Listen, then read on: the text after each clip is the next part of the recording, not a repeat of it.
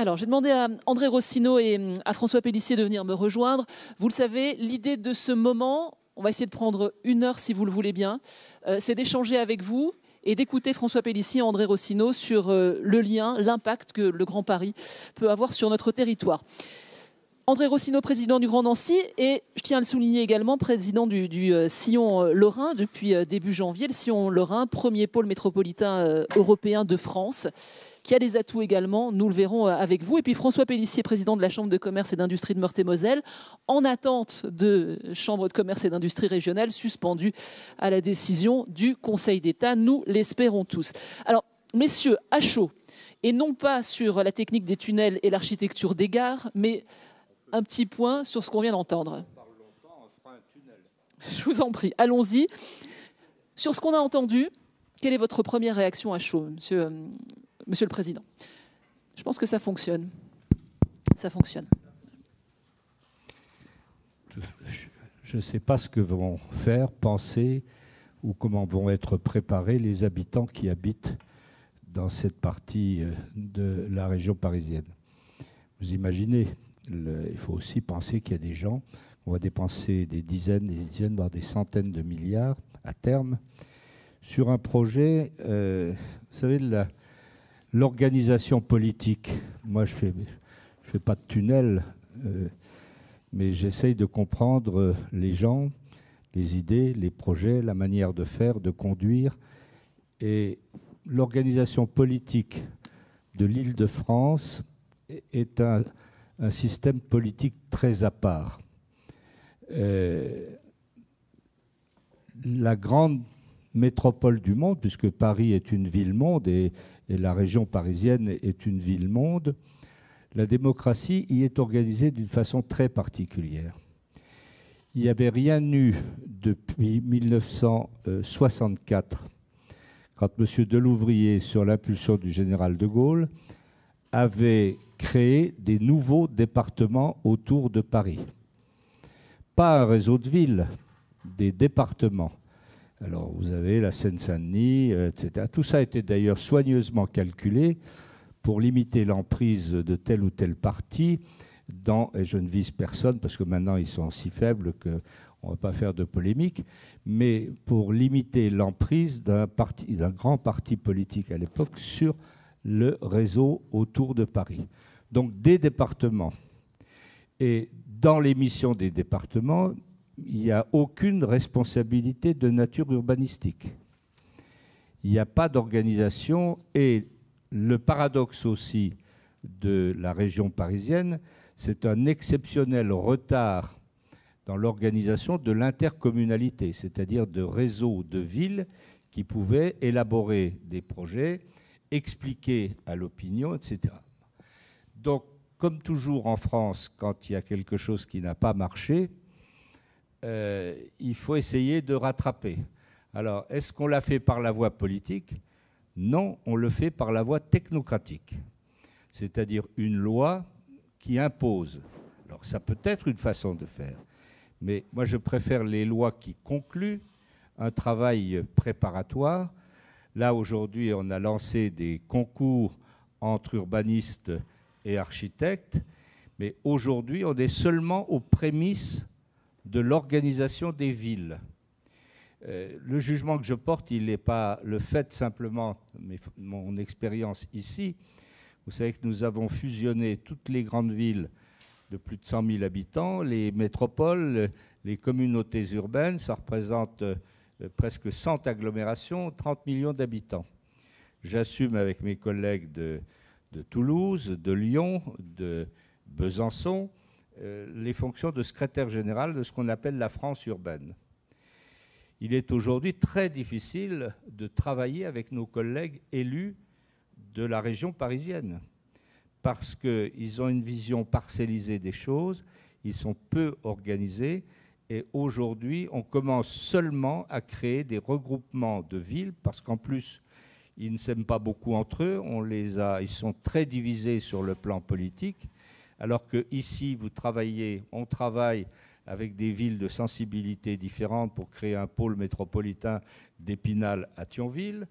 On organise une métropole avec l'unanimité des communes, majorité et minorité. Il n'y a aucun travail politique préparatoire. Il n'y a pas d'agence d'urbanisme, comme nous en avons, nous, autour de chacune des grandes villes. Et par conséquent, l'État s'est emparé du dossier par une loi, par un grand monsieur qui avait été patron d'Air France et qui a été monsieur Blanc, un ministre intéressant et utile. Mais tout ce qui fait la force de l'humus, de la stratégie, de la réflexion, on n'a pas fait d'états généraux, on n'a pas amené à réfléchir. Comment on a progressé? En créant un appel à concours des équipes d'urbanistes et d'architectes. Mais ces gens-là, ils ont fait ça en chambre, en atelier. Ils ne l'ont pas fait avec les habitants. Donc, moi, je m'interroge sur ce que sera greffé, en quelque sorte, avec tous les rajouts, les fioritures autour, ces gares, ce système, sur un réseau de villes et d'habitants. 10 millions d'habitants, c'est pas rien, si vous voulez. Et on sait les difficultés, on sait les quartiers difficiles. On va aussi greffer sur ces quartiers difficiles. C'est-à-dire qu'on a une exceptionnelle machine technocratique avec de brillants ingénieurs, et ça je ne le conteste pas, mais regardez la précaution qu'a pris tout à l'heure l'architecte urbaniste de l'équipe Michelin, hein, pour dire la ville, c'est pas tout à fait ça, si vous voulez. Et comment voulez-vous que quand on travaille sur le déplacement des gens, sur des projets de déplacement, on ne traite pas de manière concomitante au moins la vie des gens. Il va se faire plein de choses, je suis d'accord, mais il y aura beaucoup d'argent injecté, je suis d'accord, ça mettra certainement beaucoup plus longtemps que ce qui est affiché. La durée de ces chantiers, aujourd'hui, il vaut mieux peut-être pas en parler aux habitants de ces secteurs, hein, parce qu'ils vont voir, nous on a vu des tunnels, eux ils verront pas le bout du tunnel. Hein. On est donc bien sur une affaire qui est très intéressante, techniquement qui représente le savoir-faire aussi du monde français, des grandes écoles d'ingénieurs, mais sur le plan humain, de la composition et du travail partagé avec les acteurs aujourd'hui, la façon et ce n'est pas à Artem que je vais l'expliquer, la façon d'avancer, c'est l'intelligence collective. L'intelligence collective. L'intelligence collective, elle se fait entre les représentants des territoires élus, elle se fait avec le monde de l'université, de la recherche, et subséquemment par le monde des ingénieurs, et puis du monde économique. Bon. Et cette façon de progresser ensemble, aujourd'hui, c'est indispensable. J'entendais tout à l'heure un de mes anciens collègues, qui est aujourd'hui ministre des Transports, il annonçait à la volée comme ça des milliards pensant attirer le chaland. Je ne suis pas sûr que les choses se passent comme ça en politique, si vous voulez. Et puis, entre les défis à régler, la société aujourd'hui, elle a 3 types de défis à régler. La transition territoriale, ça, c'est le Grand Paris. Alors, c'est le seul endroit en France où on procède comme ça, d'ailleurs. Hein. Même dans des très grandes agglomérations, à Lyon, ça ne se passe pas comme ça. Il y a aussi matière à faire des tunnels. Hein. La transition territoriale, c'est l'organisation et la vie dans les territoires. Là, aujourd'hui, c'est tombé d'en haut. Ça, c'est boum. Il y a des ingénieurs extrêmement brillants, j'en connais un certain nombre, qui dirigent cette société du Grand Paris, mais ce n'est pas du tout transposable à ce que nous sommes. Et nous sommes bien, ce qui est petit et gentil, disait ma concierge. Hein, et par conséquent, vivre aussi dans ce que vous nous décrivez, je ne sais pas si vous le feriez demain, monsieur, pour vous-même. Hein. Il faut faire très attention.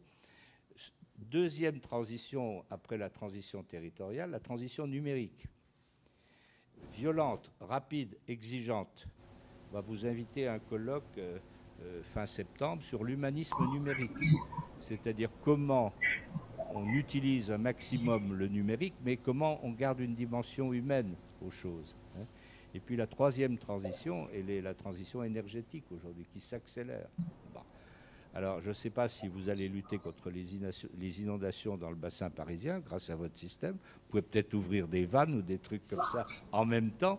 C'est vous dire que il n'y a pas de comparaison possible. Et je me suis dit, qu'est-ce qu'on veut nous vendre le Grand Nancy, là où nous sommes, pour ce que nous sommes, avec ce transfert d'intelligence ou de savoir, à part des équipes exceptionnelles d'urbanistes, on en a entendu un tout à l'heure, à part des ingénieurs, à part le talent, le savoir-faire mondial, je dirais, de notre pays qui honore les grandes écoles qui ont formé. Je vois qu'il y a du travail pour mes amis de l'école de géologie pour presque un siècle, là, hein, avec tout ce qu'ils vont devoir faire et conseiller. Mais vous voyez, c'est un travail d'ingénieur talentueux, mais l'humain n'est pas au rendez-vous. Et ce n'est pas de votre fait. Il y a une société du Grand Paris qui est dirigée par des gens de talent. Hein. Mais derrière, il va falloir rattraper beaucoup de choses, comme vous l'avez fait sur certains dossiers, parce qu'il n'y a pas deux villes qui se ressemblent, hein, dans la région parisienne. Comme la gouvernance des villes n'est pas organisée dans des projets urbains partagés, il y aura beaucoup de difficultés. Alors, ça n'empêche qu'il faut voir. Moi, je suis plutôt intéressé par Saclay, sur la manière dont on pourrait coopérer avec Saclay et Artem et l'université de Lorraine. Saclay qui ne fait pas partie du Grand Paris. Pardon ? Saclay qui ne fait pas partie du Grand Paris. Oui, mais enfin qui va...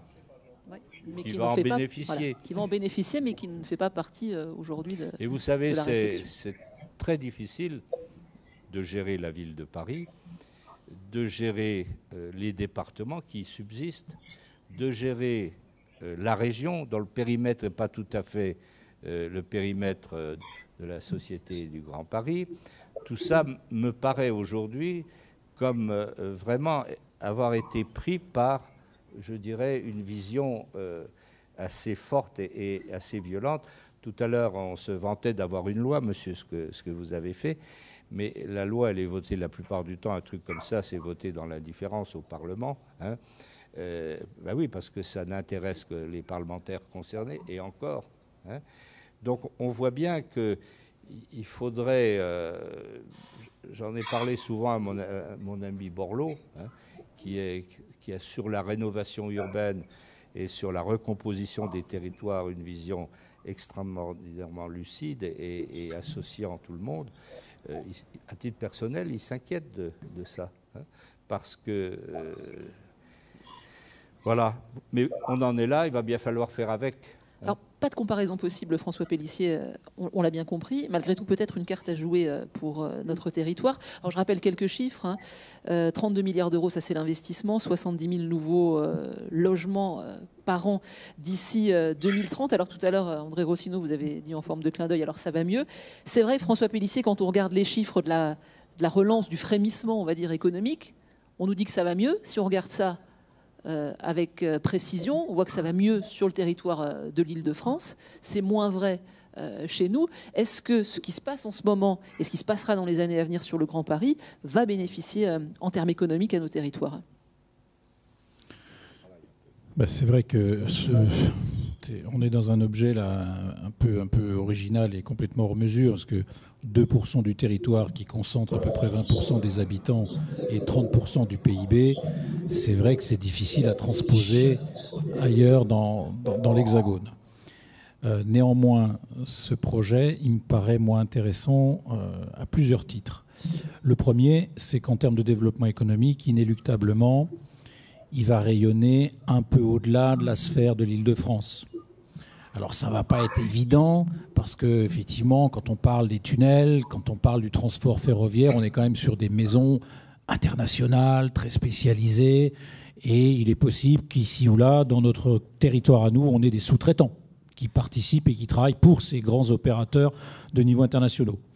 On va avoir, puisque quand même quand on parle d'habitat, de transport, on parle du matériau. C'est vrai que dans ces domaines-là, le bâtiment, il y a quelques entreprises qui peuvent aller là-bas, et j'en fais partie. Aujourd'hui, on travaille beaucoup avec Grand Paris Aménagement. Enfin, ou du moins, il y a beaucoup de projets, j'y reviendrai tout à l'heure, pour souligner un trait particulier de ce grand projet. Donc, il va y avoir des retombées. Maintenant, il ne faut pas se leurrer. le business dans notre pays, c'est quand même 70 à 75% l'Île-de-France. Il y a 25% à se partager pour le reste de l'Hexagone. Quand vous enlevez 8 ou 9% pour Rhône-Alpes, vous voyez ce qu'il nous reste. Et je pense qu'on est au poids de la région Lorraine, c'est-à-dire 1 à 2% à récupérer peut-être sur l'ensemble des choses. Et quand on parle de ces milliards, il faut les remettre dans une perspective 15 à 20 ans et en enlevant tout ce qui est gros contrats liés directement à des opérateurs principaux. Par contre, au-delà du développement économique, ce qui me paraît intéressant, c'est quand même la méthodologie qui est suivie. On est en train de franchir une étape. C'est d'une complexité incroyable et bien souvent, c'est amené par des projets techniques. Il faut faire une nouvelle gare, autour on aménage, on lance des concours. Mais on est malgré tout en train de franchir une étape. Si je compare par rapport à ce que j'ai vécu avec André Rossino quand j'étais à ses côtés, sur Rive de Meurthe, on a, c'est Alexandre Chemetov, un aménageur, un architecte urbaniste qui imagine la ville, et on sait que c'est lent, que c'est complexe à faire de la ville. La ville progresse à la fois par coup de génie, puis aussi par belles erreurs, et puis l'un dans l'autre, ça finit par fonctionner. C'est une maïotique assez particulière. Mais malgré tout, Grand Paris Aménagement aujourd'hui est en train de fédérer des équipes qui ne travaillaient pas ensemble. Au dernier MIPIM à Cannes, c'est la première fois que tous les EPA, le PA de la Marne, le PA Plaine de France, le PA d'ESA, la Défense, le PA de Saclay, étaient dans le même chapiteau. Et ça commence à causer. Et ça commence à causer ensemble sur « oui, mais cette ligne de transport, elle arrive, elle me chamboule, elle va te chambouler, etc. Qu'est-ce qu'on fait ?» Donc on monte d'un étage. Donc ça, c'est déjà pas mal.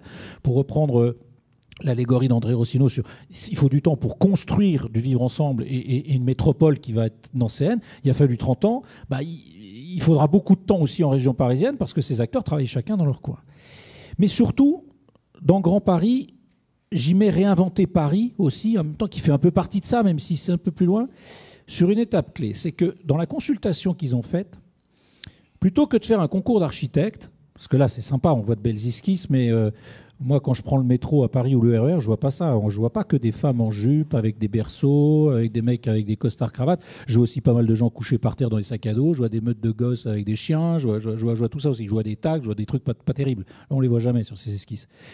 Mais on a fait des consultations où la puissance publique dit « Messieurs les opérateurs privés, vous allez vous mettre ensemble, mais vous n'allez pas seulement répondre à un terminal technique de maintenance sur la voie ferrée, vous n'allez pas me faire simplement un bâtiment d'hôtel, vous n'allez pas simplement me faire des bureaux ou des logements, vous allez prendre la responsabilité véritablement d'un morceau de ville. » Et on a concouru, ma petite entreprise qui fait des façades bois, on a concouru et on a gagné un des grands projets justement mené dans ce cadre-là, avec une réponse où il a fallu fédérer 18 entreprises, dont il y avait par exemple les Jardins de Galie, qui s'occuperont de tout l'aménagement vert et de la pédagogie pour faire des jardins en ville, etc. Il y avait l'UCPA qui s'occupera, c'est quand même un projet qui représentera demain 7000 habitants. D'accord, qui s'occupera de toute l'offre sportive, et il faut qu'il fasse donc cette dimension-là. Il y avait l'hôtel, il y avait la restauration, il y avait les commerces, c'est-à-dire qu'on est monté d'un cran, c'est-à-dire qu'on demande carrément une ingénierie urbaine. Et dans la logique du Grand Paris, ce qui me paraît intéressante, c'est qu'il va falloir avoir ce niveau de complexité en amont. Parce que si on ne le gère pas en amont, en disant il n'y a pas que des objets urbains à faire, mais il y a l'usage et comment tout ça fonctionne et comment on fait en sorte, par exemple, que tout ça c'est bien beau, mais si c'est que des chômeurs qui habitent là, ça va changer quoi ? Dans 5 ans, c'est la zone. Un bel escalier ou pas un bel escalier. Donc il faut avoir cette exigence-là. Et ça, c'est quelque chose que le Grand Paris est en train d'amener comme méthodologie un peu nouvelle. Alors ils ont la capacité parce qu'il y a beaucoup d'argent, c'est des projets très ambitieux. Enfin, dans la méthodologie, on oublie les habitants quand même. Pardon ? Dans la méthodologie, on oublie les habitants. Non. Là, le projet Réinventer Paris, on a fait 1 an d'études avant avec des micro-trottoirs, on a pris les gens par la main et on a essayé de construire quelque chose. C'est ce qui se fait aussi en province, c'est ce qu'André Rossino a fait par exemple, avec des ateliers, des choses comme ça. Mais ce n'était pas si évident que ça. Et d'ailleurs, il l'a rappelé, l'agence de Nicolas Michelin tout à l'heure, il a conclu par ça en disant qu'il souhaiterait renforcer encore cette dimension-là dans la construction Grand Paris Aménagement. André Rossino. Oui, moi j'adhère totalement à ce que dit François, parce que d'abord je l'aime bien, mais ensuite c'est une bonne chose. Voilà, c'est important dans la vie, faire des choses avec des copains. Parce qu'il y a des ingrédients il y a du savoir-faire, il y a du génie français, hein, on peut dire les choses comme elles sont. Il y a des grands groupes internationaux. Mais maintenant, ce qu'il faut faire, dans la mesure où ça, c'est un coup parti, tout au moins une politique d'annonce, tout n'est pas en chantier encore. Il faut maintenant que les villes importantes, à l'intérieur de ce périmètre du Grand Paris, se décident à travailler ensemble, parce qu'il va falloir faire de la couture urbaine. Hein. On impose, on coupe, on passe au travers, je dirais, du tissu urbain qui avait d'autres habitudes, d'autres façons de travailler, d'être dirigé. Donc aujourd'hui, il faut le défi du Grand Paris, c'est de faire de la couture politique aussi.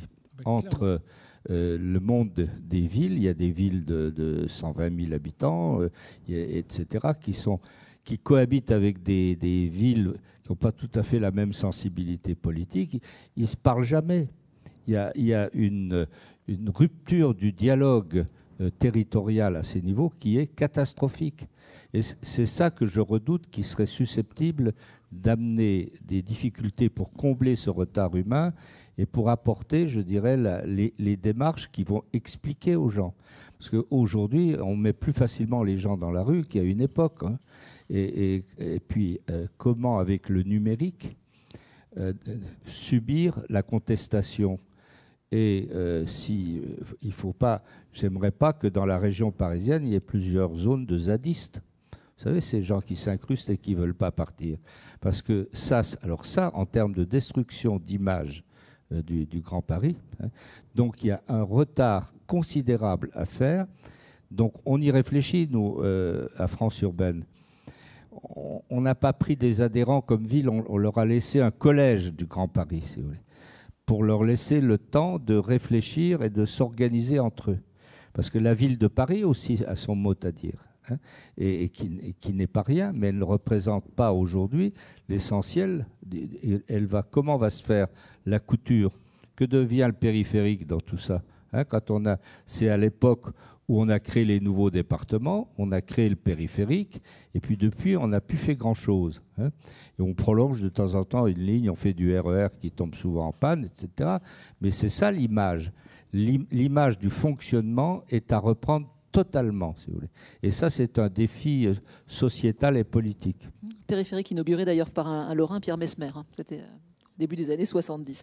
Alors, j'aimerais qu'on revienne chez nous. Regardons le Grand Paris, mais vu de chez nous.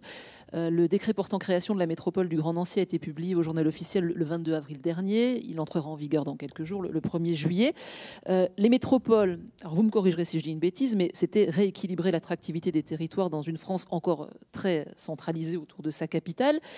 L'État a annoncé un pacte national, juin 2016, je crois que c'est maintenant, pour accélérer le développement des autres métropoles. Le Grand Paris donnant le rythme. Alors, est-ce qu'on n'a plus qu'à suivre? Je comprends qu'il faut reproduire à l'échelle nationale ce qui se fait sur le Grand Paris, où l'État intervient directement. Surtout pas. Là. Alors, est-ce que ce n'est pas la volonté du gouvernement aujourd'hui? Non, le gouvernement qui laisse les gens s'organiser, qui soit un facilitateur et non pas un décideur. Ici, on a créé un grand district urbain en 1959, une communauté urbaine en 1996. La loi, nous l'avons bien utilisée apparemment et nous avons la possibilité de créer une métropole.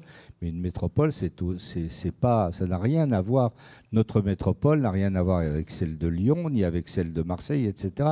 Laisser respirer la France et pas la mettre dans des cases qui, simplement parce qu'on a la même typologie juridique d'organisation, soit amené on va développer. C'est pour ça que je suis venu ce soir ici, parce que j'ai besoin des amis qui travaillent ici pour bâtir un projet métropolitain. Et un projet métropolitain, c'est, comment dirais-je, c'est un peu de l'esprit Artem aussi. C'est-à-dire qu'on va organiser un travail transversal. On va organiser, c'est un projet de société, c'est pas un projet technique en disant on va mettre là un quai, on va mettre, etc. Non, c'est l'exceptionnelle vitalité, parce qu'il ne faut jamais se séparer ni de la géographie, ni de l'histoire, ni du passé. hein. C'est une ville capitale, Nancy, c'est une ville exceptionnelle du XVIIIe, c'est une ville Renaissance. L'école de Nancy, Dôme, Gallet, Majorelle et les botaniques, c'était une période extraordinairement. Aujourd'hui, et Artem est ça, Artem représente cette capacité de transcender. Moi, j'ai une infinie reconnaissance aux 3 directeurs fondateurs de l'École des Mines, de l'École nationale d'art et de l'Institut commercial qui ont écrit ce manifeste. Parce que ce qui eût été ensuite possible, c'est qu'il y ait un manifeste pour le Grand Paris, qu'on ait une volonté politique exprimée, testée. Aujourd'hui, avec tout le numérique qu'on peut faire, on peut faire des consultations, on peut dialoguer avec le peuple aujourd'hui, on peut faire la loi aussi en incluant le numérique. Sur la réforme que nous souhaitons faire, c'est-à-dire quelle vision à 5, 10, 15 ans du Grand Nancy, quel est son rôle dans le Grand Est et pas simplement gérer la vie de 270 000 habitants, quelle projection par rapport à notre environnement transfrontalier. Le Grand Est, c'est 45% de la frontière territoriale de la France avec la Belgique, le Luxembourg, 4 ou 5 Länder allemands, jusqu'à la Suisse. Quelle vision, nous représentons une sorte d'arc européen, comment on vit avec nos voisins, ça compte y compris depuis Nancy. Donc cette vision aujourd'hui, ce matin j'ai fait une réunion de travail avec des amis extrêmement vigoureux et passionnants, c'est l'association des professeurs émérites. Il y en a à Nancy 120, extraordinaire, 120. Des gens surdoués qui ont du temps, qui sont pétillants de malice et d'intelligence et qui sont gratuits. Enfin, vous ne leur direz pas que je l'ai dit, hein, mais aujourd'hui, il faut aller chercher le savoir, l'intelligence, il faut transgresser les habitudes de travail. Il faut aujourd'hui développer de l'intelligence collective. Oui, il y a de l'intelligence collective technique, mais il n'y a pas l'intelligence collective sociétale, si vous voulez. Et l'intelligence collective aujourd'hui, c'est sur le plan international, comme chez nous, la façon la plus passionnante de réaliser des choses. On a, à la fin de ce week-end, jeudi, vendredi, un forum mondial sur les matériaux à Nancy. On est devenu une des villes universitaires qui a une résonance nationale et internationale sur le problème des matériaux. Bon, les matériaux, on travaille pour vous, hein, on invente des choses pour vous. Donc, on ne fera pas la même chose. Mais ce que l'on va faire à travers notre projet de société, on veut en faire un modèle. Ce n'est pas parce qu'on est plus petit, ce n'est pas parce qu'on s'est bien débrouillé pour devenir une métropole de 270 000 habitants, par rapport même à Bordeaux, par rapport à Lyon ou à d'autres, on est plus modeste, mais on est très ambitieux. Et l'ambition, ce n'est pas ce que seuls des élus décideront, les élus pouvant être considérés ici comme l'État pour le Grand Paris, si vous voulez. C'est ce que nous allons faire avec la diaspora des talents culturels, intellectuels, universitaires, de recherche. Il y a des gens qui fabriquent des choses extraordinaires utilisées dans le monde entier. C'est tous ces gens-là que je vais mettre au travail. Et c'est cette façon aujourd'hui de jouer collectif, dans la transversalité, de faire travailler toutes les générations. Moi, j'essaye de fabriquer du bonheur territorial. Le bonheur territorial, c'est une forme de philosophie de la vie, si vous voulez, et c'est quelque chose que j'ai envie de voir apprivoiser, de voir être admis, soutenu, souhaité par l'ensemble des générations, parce que je ne veux pas faire quelque chose à leur encontre. Donc c'est un autre modèle de développement humain et urbain qui respecte ce qui se fait dans le Grand Paris, hein, mais on est très attentif et très vigilant. Donc construire un projet de société, utiliser l'intelligence collective et s'inscrire avant tout dans le sillon lorrain, 1 400 000 habitants. Hein, vous venez d'en rajouter 200 000, mais c'est pas grave. Bientôt, avec la natalité galopante. 1 million. Voilà, Surtout, je parle sous le contrôle de François, qui a suivi et qui sait ce que c'est que la difficulté de construire. J'ai cru que tu allais me demander de faire les 200 000 qui manquaient. Écoute, je ne sais pas tout de toi. Alors remarquez que ces chiffres, je les ai trouvés sur le site du Sillon Lorrain, donc si tu as corrigé. Donc ça, si j'ai bien compris, ça c'est on a constitué un réseau de villes. Un réseau de villes. On n'a pas fusionné les villes arbitrairement. On a décidé volontairement de travailler ensemble. Entre Épinal, Nancy, Metz, Thionville. Alors, selon... Parce que nous avons des territoires associés qui travaillent avec nous. Donc, vous avez d'une certaine façon raison. Vous voyez, je suis gentil ce soir. Merci. Sur cette approche des choses, afficher une unité de vue stratégique, on a aidé puissamment à la constitution de l'Université de Lorraine. On travaille en réseau sur les conservatoires. On a été labellisés ensemble sur le dossier French Tech. Ce n'était pas évident.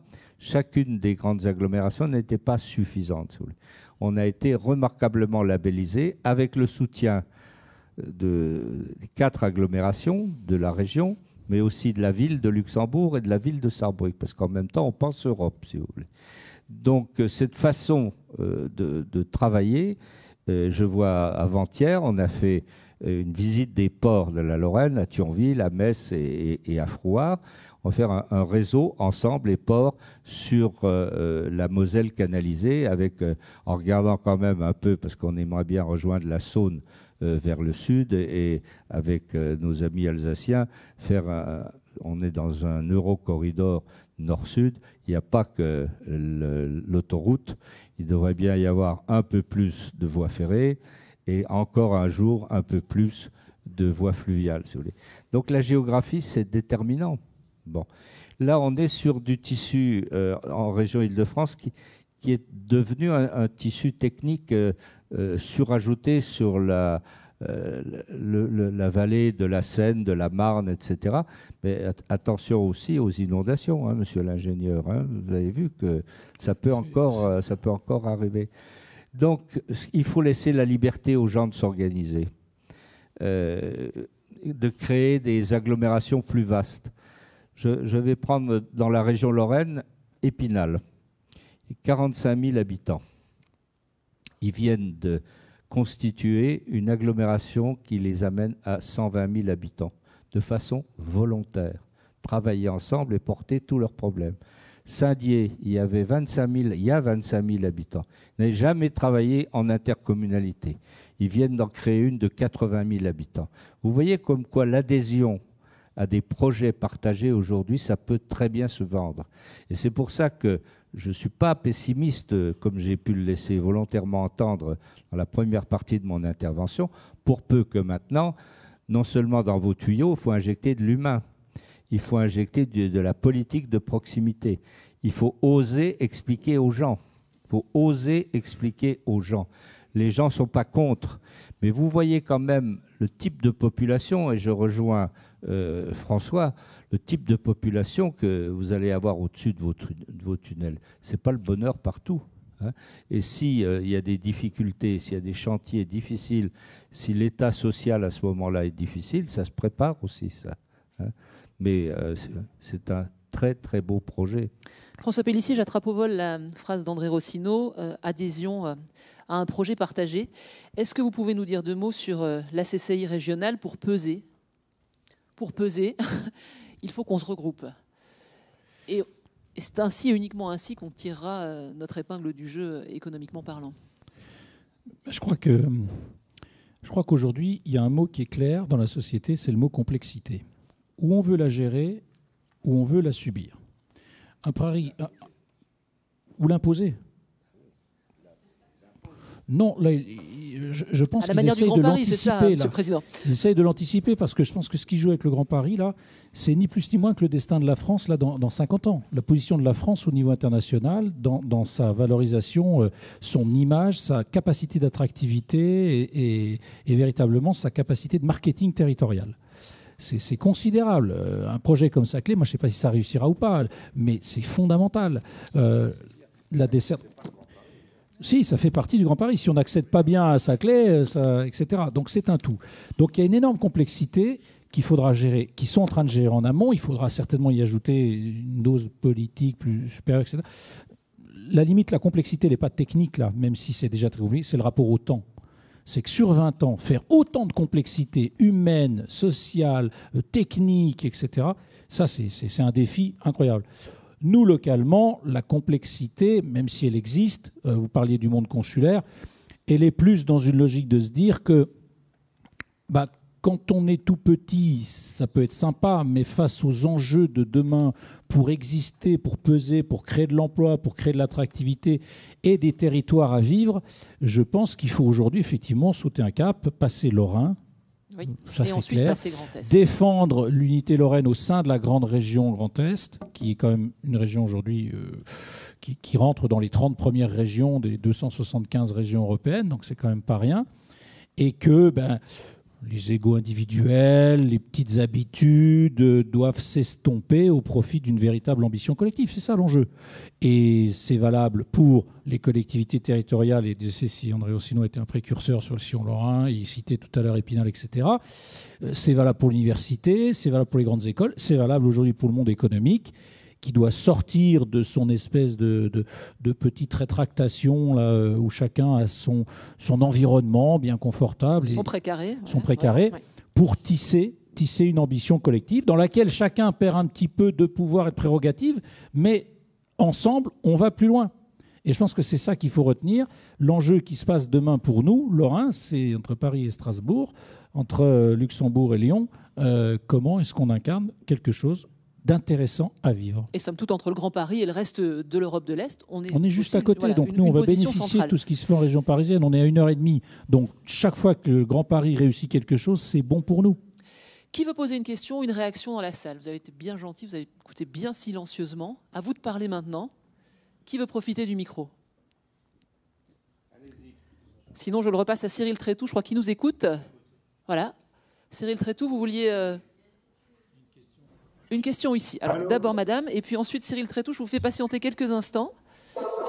Madame. J'ai une question par rapport à l'urbanisation du Grand Paris. Je me demande si, si ces nouveaux logements qui vont être créés, ils viennent avant le besoin ou si le besoin est avant. Enfin, j'ai du mal à comprendre pourquoi il y a besoin de tous ces logements dans le Grand Paris. Alors Bertrand Flahault. Il manque quand même.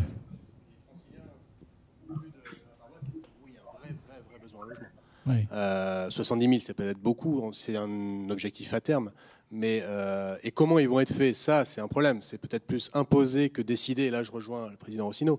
Par contre le besoin en logement il est réel, il suffit de voir, enfin voilà, on ne peut plus se loger de manière décente et à un prix honnête à Paris et en proche banlieue.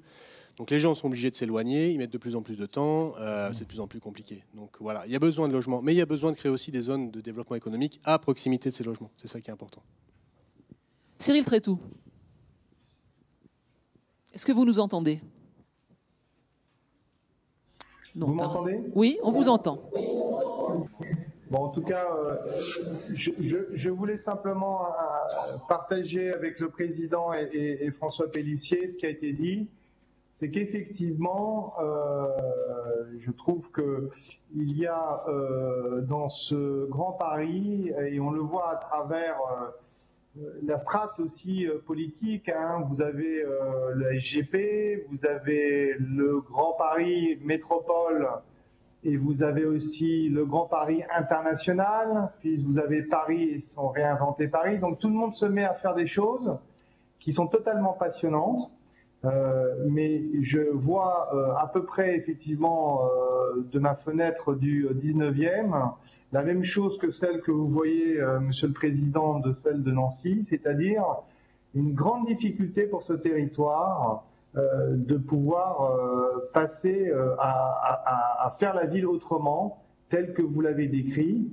Et je me pose une question, quels sont les moyens? Qu'est-ce qu'on pourrait...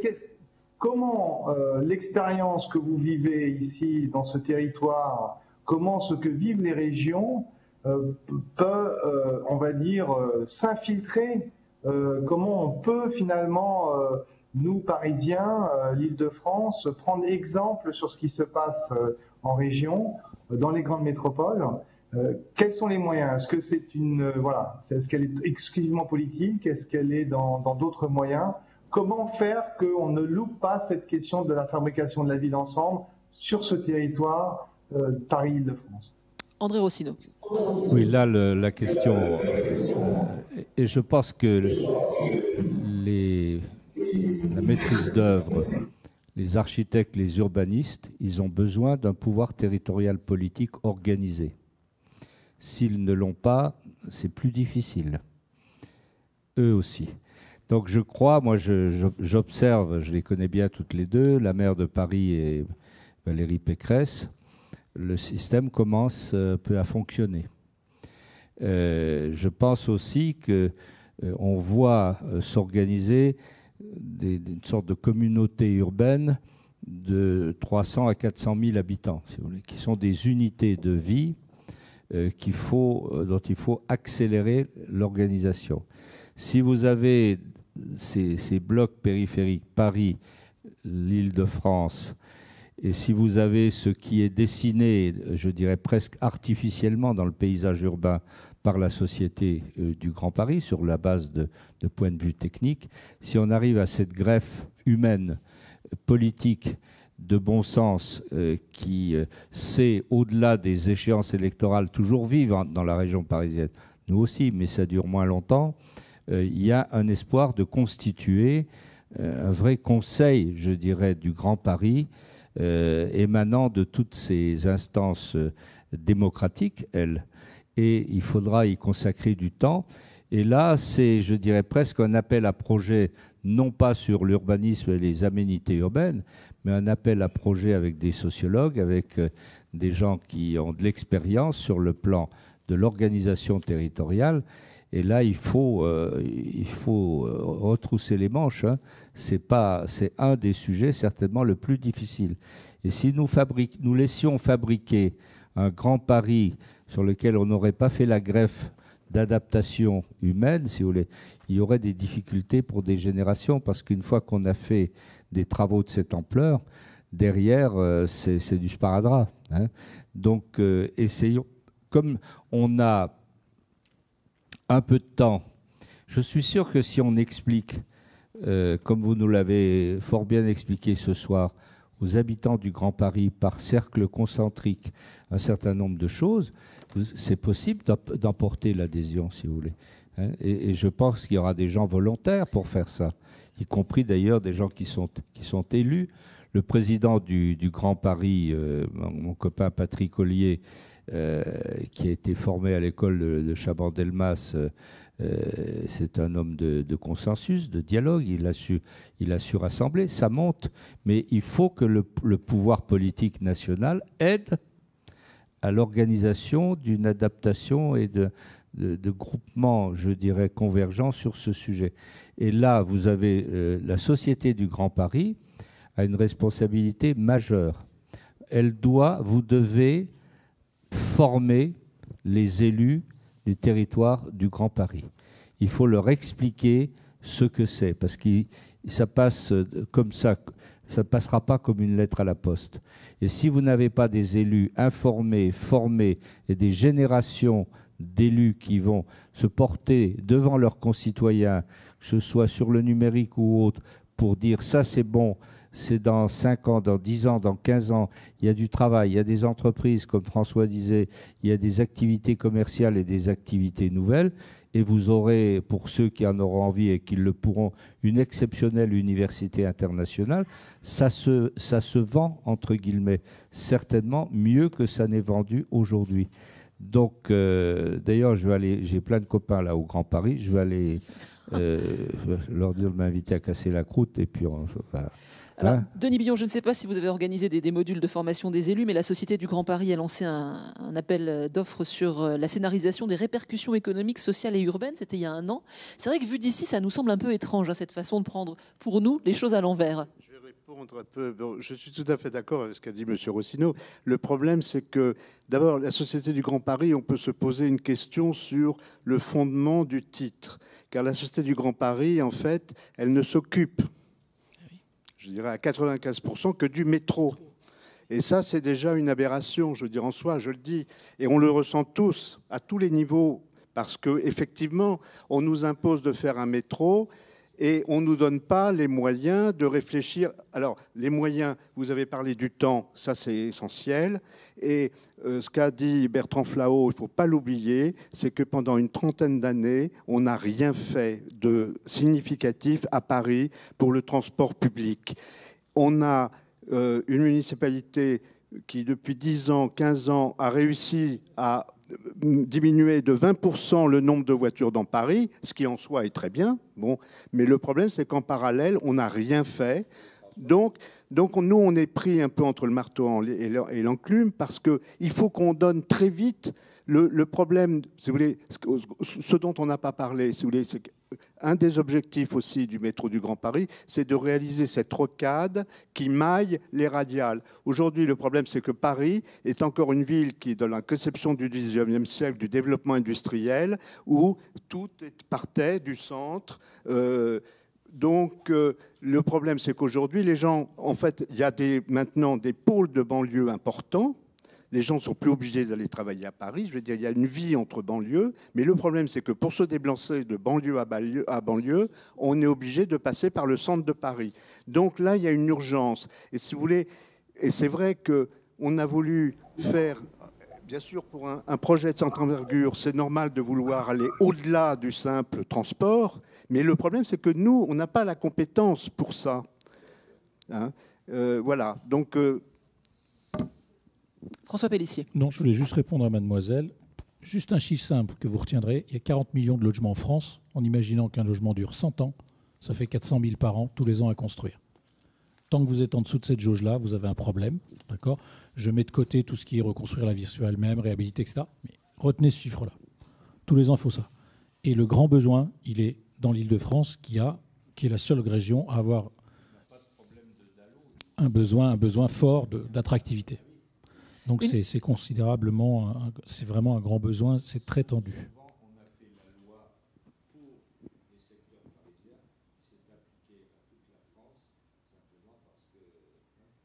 Une question ici en milieu d'amphi.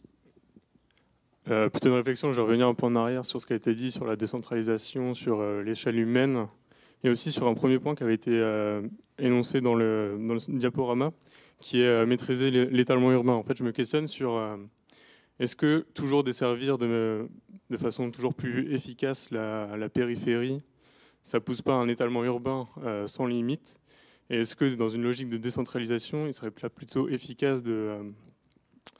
comment dire, on a vu aujourd'hui qu'il y a des innovations en termes de transport en commun toujours plus rapides avec l'Hyperloop, un concept qui a été développé par Elon Musk, un Américain. Est-ce que ce ne serait pas plutôt logique, dans une logique de décentralisation, de desservir plutôt des grandes villes tels que Bordeaux, Lyon ou que sais-je, et donc plutôt redynamiser des territoires qui sont aujourd'hui sur le déclin plutôt que toujours agrandir une métropole et toujours concentrer les activités dans un point qui est Paris en l'occurrence. André Rossino. Je crois que le problème que vous posez aujourd'hui, il tient aussi à l'application de la loi. On doit donner maintenant sur un même document en un seul, 3 contraintes.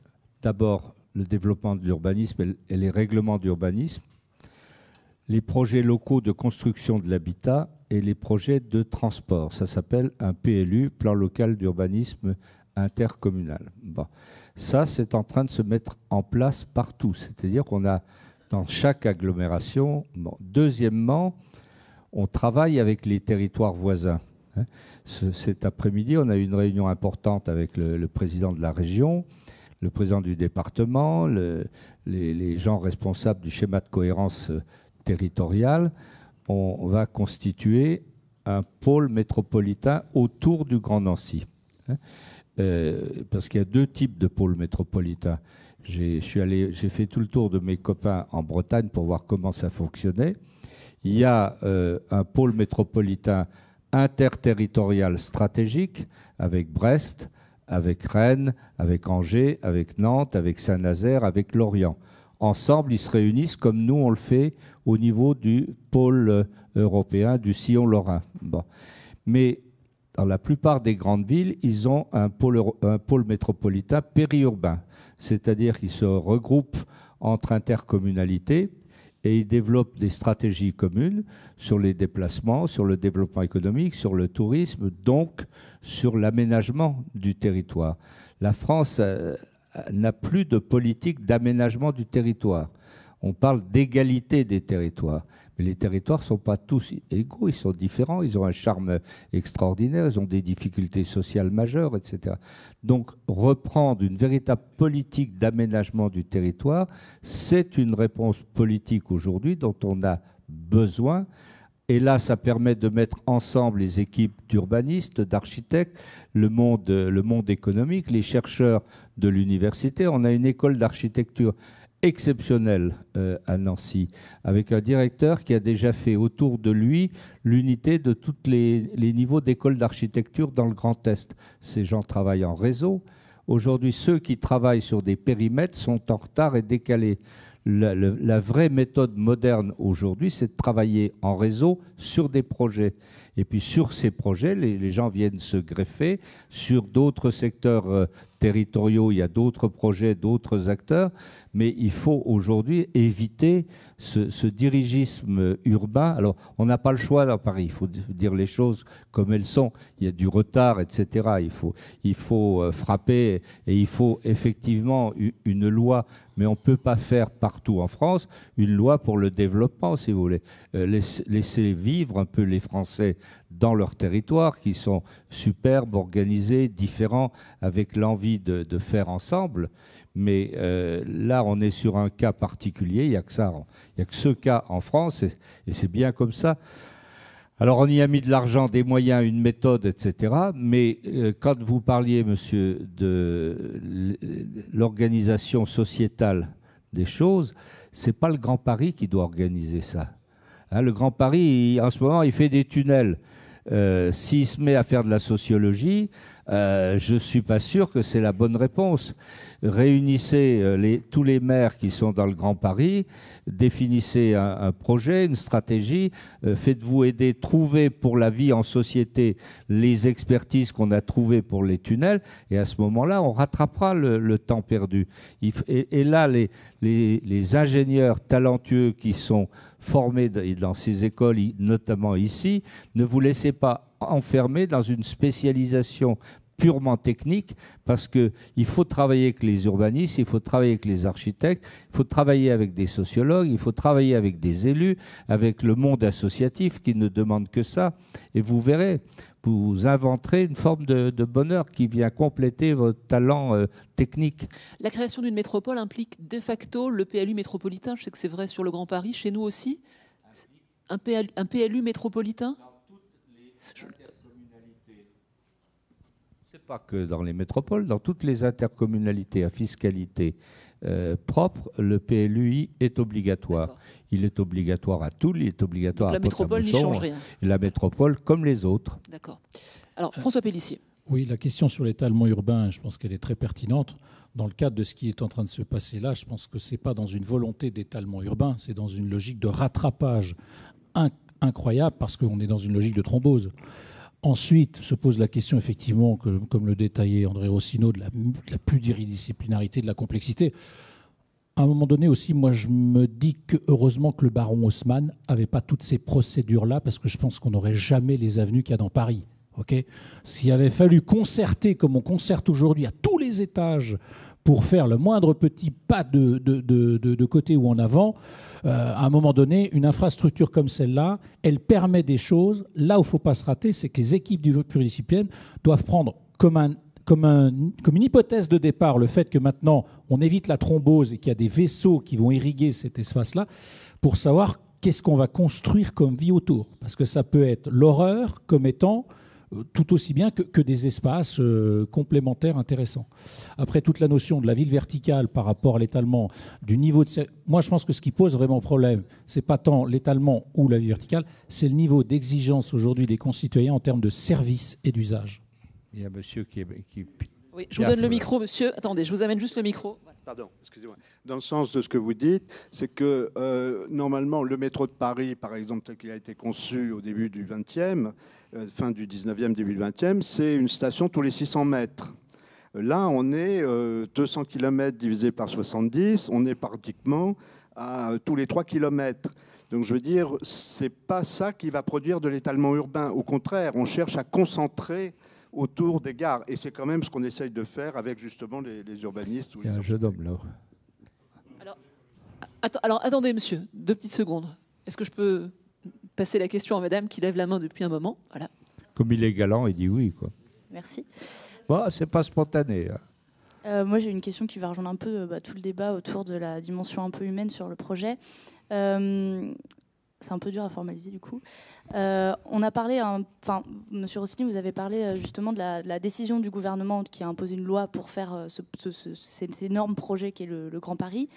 On a parlé aussi du contraste entre le développement d'une intelligence collective technique qui est faite actuellement dans le Grand Paris, mais du manque d'une intelligence collective qui soit sociétale et humaine.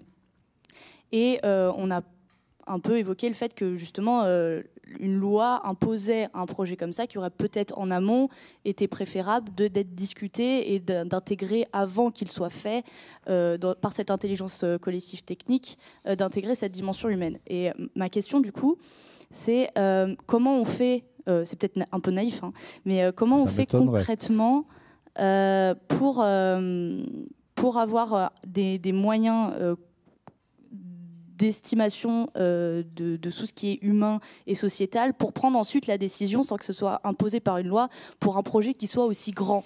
Parce qu'au final, moi je me dis, un projet aussi grand, peut-être les bénéfices qu'il soit initié par une loi et ensuite le travail humain se fait par la suite. Mais il se fait.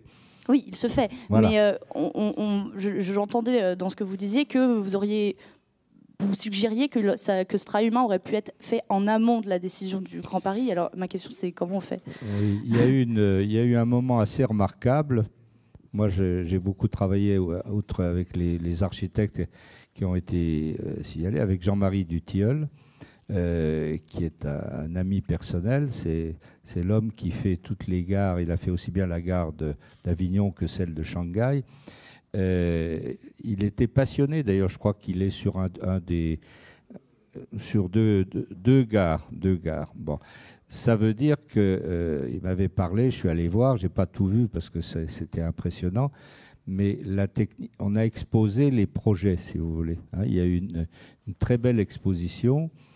Peut-être que dans la manière de présenter cette exposition, de l'exposer longuement, de trouver des moyens de faire venir des habitants, des enseignants, des enfants, etc. On aurait pu avoir une politique de communication extraordinaire par rapport au projet. Et ça, c'est une étape qui a été un peu escamotée.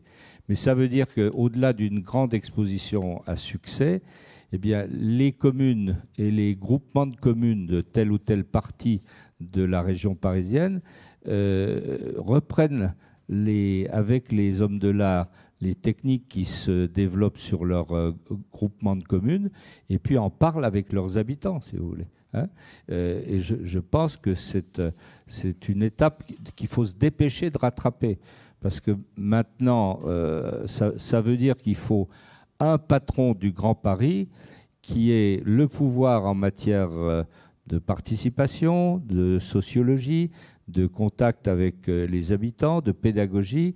Et il faut que ce soit avec des élus, avec des militants associatifs sur le terrain qui repartent à la période, à l'étape d'explication. Hein. Et ce ne sera pas gênant politiquement parce que c'est gênant d'expliquer quelquefois des projets quand ils vont se faire très très vite. Mais là, il y a un temps de délai long, je veux dire, c'est expliquer des principes, c'est illustrer. Faut jamais avoir peur de parler avec les gens, si vous voulez. Il y a des gens qui se passionnent pour des tas de choses. Ils sont heureux de voir ce qui peut se faire de beau dans leur ville ou dans leur partie de secteur du Grand Paris. Hein. Il faut en faire des passionnés, des adhérents, si vous voulez. Il faut aussi que le monde éducatif s'empare dans les lycées, dans les collèges, tout ça, il faut parler de ces choses, si vous voulez. Et puis utiliser Internet aussi. Hein, il faut, je sais pas, il y a un site au Grand Paris, mais qu'est-ce qu'on y met dessus, hein? Sinon, la suite logique, c'est les zadistes. La suite logique, c'est le jeune homme qui veut la parole. Et si on ne fait pas ça, Monsieur le Président, c'est quoi la suite logique? C'est des gens qui descendent dans la rue, qui protestent Mais et des zadistes? on n'en est pas là, ils ont autre chose en ce moment. Ils vrai. en ont assez pour descendre dans la rue. Je préférerais qu'ils se battent pour le Grand Paris. Mais bon, la société politique a son rythme. Hein. Monsieur. Je m'excuse, hein, je vais insister un peu sur l'étalement urbain, mais quand je vais prendre un exemple concret, là, très concret, le triangle de Gonesse, par exemple, donc un équipement de 700 000 m² en plein milieu des champs, qui va être desservi justement par cette fameuse ligne. Est-ce que ce ne serait pas plus judicieux, par exemple, de l'implanter sur des friches industrielles à Dunkerque avec la vue mer? Je pense que les technologies comme l'Hyperloop nous le permettent. Donc, là où je me questionne, c'est pourquoi on investit sur une sorte d'infrastructure qui finalement dessert, certes, des tissus existants qui sont aujourd'hui, on va dire, sous-desservis, mais à côté de ça, on va desservir aussi des équipements comme celui-ci, des équipements qui sont complètement superflus, qui pour moi n'ont pas lieu d'être dans des comme ça en plein milieu des champs sur des terres agricoles gaspillées finalement. Oui, ça c'est l'ingénieur. Moi, j'ai pris une leçon d'avoir partagé ma vie entre l'entreprise et la société civile, l'engagement politique, c'est que quand vous êtes dans l'entreprise, vous raisonnez pratico-pratique cartésien. Et on se dit, mais ça va pas, on va pas le faire. Sauf que vous décidez tout seul, ou avec vos collaborateurs, etc., c'est toujours très cartésien. Sauf que si pour faire cette décision-là, vous avez besoin indispensable de l'avis ou de la position de 3 autres personnes, qui, elles, pour valider votre projet, vont dire « mais moi, j'aimerais bien faire ça et je voudrais bien pouvoir disposer de ça ».